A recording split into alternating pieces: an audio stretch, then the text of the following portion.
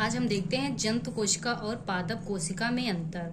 Question क्या है हमारा, जंतु कोशिका और पादप कोशिका में अंतर। पादप कोशिकाएं ये आकार में चौकोर होती हैं। पादप कोशिकाएं जो होती हैं आकार में चौकोर होती हैं, जबकि जंतु कोशिकाएं आकार में गोल होती हैं। यहाँ पे जंतु कोशिका होगा, ये पादप गलती से लिख गया है, यहाँ पे होगा जंतु कोशिका। जंतु कोशिकाएं जो होती हैं आकार में गोल होती हैं। पादप कोशिकाओं में त्रिस्तरीय कोशिका भित्ति पाई जाती है। पादप कोशिकाएं जो होती हैं उनमें 3 स्तर की कोशिका भित्ति पाई जाती है, लेकिन जंतु कोशिकाओं में कोशिका भित्ति नहीं पाई जाती है। जो जंतु कोशिकाएं हैं हमारी, उसमें कोशिका भित्ति नहीं पाई जाती है। और जो पादप कोशिकाओं की कोशिका भित्ति है सेल्यूलोज नामक पदार्थ की बनी होती है। किसकी बनी होती है? सेल्यूलोज की बनी होती है। कुछ पौधों को छोड़कर जैसे कवक एवं जीवाणु बाकी सभी में पर्णहरिम पाया जाता है। कुछ पौधे जैसे कवक जो है और जीवाणु को छोड़कर इनमें पर्णहरिम नहीं पाया जाता है, बाकी सभी में पर्णहरिम पाया जाता है। पर्णहरिम का मतलब होता है ये पर्णहरिम की सहायता से प्रकाश संश्लेषण करके अपना भोजन का निर्माण करती हैं। ये आत्मनिर्भर होती हैं। और जंतुओं में पर्णहरिम नहीं पाया जाता है। जंतुओं में जो पर्णहरिम होता है वो नहीं पाया जाता है। वनस्पति कोशिका में सेंट्रोसोम नहीं पाए जाते हैं। वनस्पति कोशिका में जो सेंट्रोसोम होते हैं वो नहीं पाए जाते हैं। ये कोशिका विभाजन का कार्य करते हैं। जो सेंट्रोसोम होते हैं कोशिका को विभाजित करते हैं, ये वनस्पति कोशिकाओं में नहीं पाए जाते हैं। जंतु कोशिका में केंद्रक के पास ताराकार के सेंट्रोसोम रचना होती है। जंतु कोशिका में जो है सेंट्रोसोम पाए जाते हैं, जो कोशिका विभाजन का कार्य करते हैं। जंतु कोशिका में सेंट्रोसोम पाए जाते हैं और कोशिका विभाजन में सहायता करते हैं।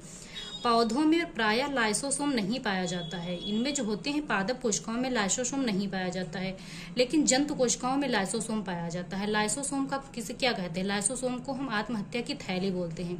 लाइसोसोम को क्या बोलते हैं? आत्महत्या की थैली बोलते हैं। इनका मुख्य कार्य होता है लाइसोसोम का कोशिकाओं के अंदर अनावश्यक पदार्थों का विघटन करना। लाइसोसोम का जो मुख्य कार्य होता है वो कोशिकाओं के अंदर जो अनावश्यक पदार्थ पाए जाते हैं वो इन्हें विघटित करते हैं।